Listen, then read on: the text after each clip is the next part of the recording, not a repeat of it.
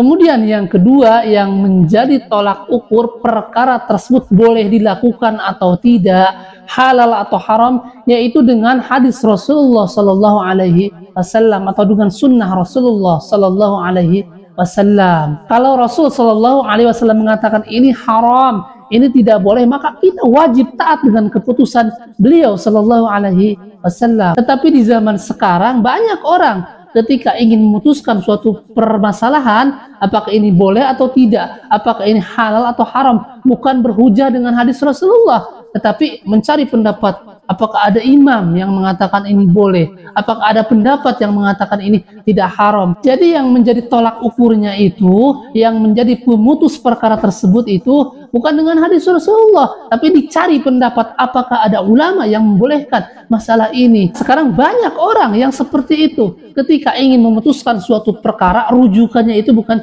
hadis Rasulullah Sallallahu Alaihi Wasallam. Sedangkan disebutkan di dalam Al-Quran, orang yang berhukum tidak berhukum dengan apa yang diputuskan oleh Rasulullah Sallallahu Alaihi Wasallam, maka hakikatnya orang tersebut belum beriman, ya. Sebagaimana yang Allah jelaskan di dalam surah An-Nisa ayat 65, kata Allah Subhanahu wa taala, "Fala wa rabbika," maka demi Rabbmu, "la yu'minuna hatta yuhaqqimuka fima syajara bainahum," maka demi Rabbmu, hakikatnya mereka itu tidak beriman hingga mereka menjadikan kamu, wahai Nabi, sebagai hakim, sebagai pemutus perkara yang mereka perselisihkan. Kemudian mereka tidak merasa keberatan di dalam hati mereka terhadap putusan yang kamu berikan. Wa yusallimu taslima, dan mereka menerima dengan sepenuhnya, ya. Jadi di dalam ayat ini Allah tegas menyebutkan ketika seseorang ingin memutuskan suatu perkara, kemudian yang menjadi hakimnya itu, yang menjadi keputusannya itu bukan berhujah, bukan berdalil dengan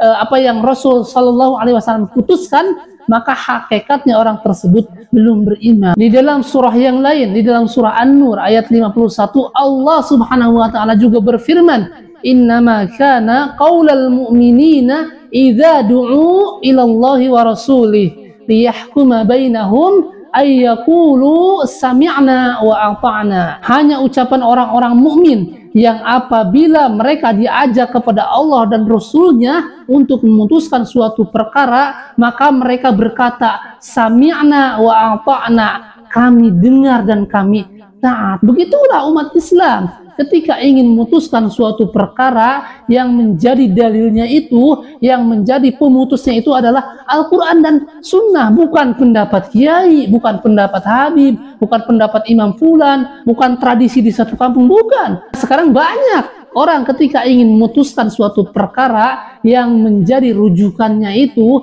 yang menjadi dalilnya itu bukan Quran dan Sunnah, tetapi apakah ada pendapat ulama yang membolehkan. Dicari-cari, ya. Misalnya saja masalah musik, Rasul sudah menyebutkan musik itu haram, sebagaimana diterangkan di dalam hadis yang diriwayatkan oleh Imam Al-Bukhari.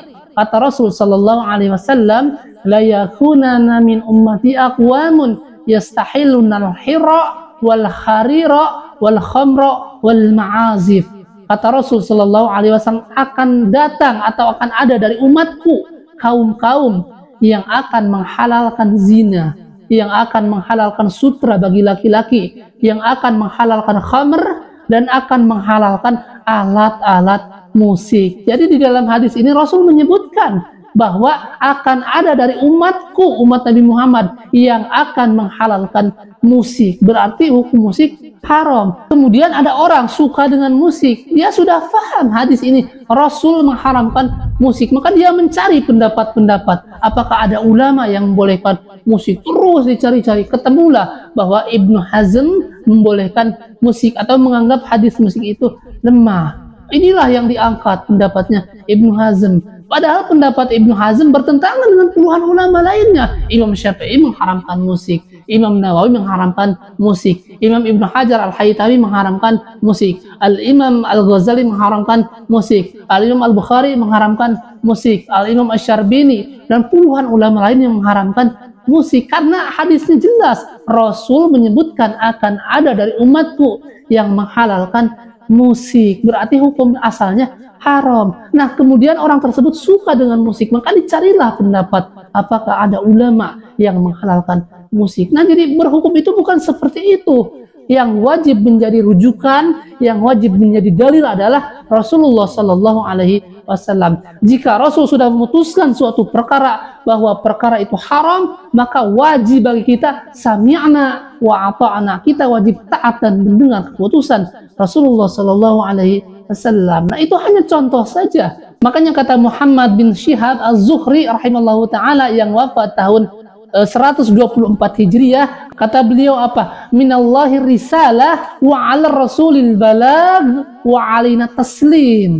Risalah itu dari Allah, kewajiban Rasul menyampaikan dan kewajiban kita taslim, menerima dengan sukarela keputusan Rasulullah sallallahu alaihi wasallam. Makanya ketika Rasul sudah memutuskan suatu perkara ini haram, ini tidak boleh, maka wajib bagi kita untuk taslim, untuk taat kepada keputusan Rasulullah Sallallahu Alaihi Wasallam. Para imam saja, imam yang 4, Al-Imam Abu Hanifah, Imam Malik, Imam Syafi'i, Imam Ahmad bin Hanbal, mereka semua mengatakan jika ada pendapatku menyelisih hadis Nabi, maka buanglah pendapatku, dan yang dipakai, yang menjadi hujah adalah hadis Rasulullah Sallallahu Alaihi Wasallam. Itu 4 imam mazhab. Nah, jadi itu yang kedua yang menjadi prinsip dasar Ahlus Sunnah wal Jamaah, senantiasa berpegang dengan hadis Rasulullah Sallallahu Alaihi Wasallam. Jadi yang menjadi dalil kita, yang menjadi rujukan kita adalah Al-Quran dan Sunnah, itu jelas. Makanya di dalam hadis yang diriwayatkan oleh Imam Hakim, Imam Al-Baihaqi dan yang lainnya, Rasul menyebutkan selama kita berpegang dengan Al-Quran dan Sunnah maka tidak akan sesat selama-lamanya, ya.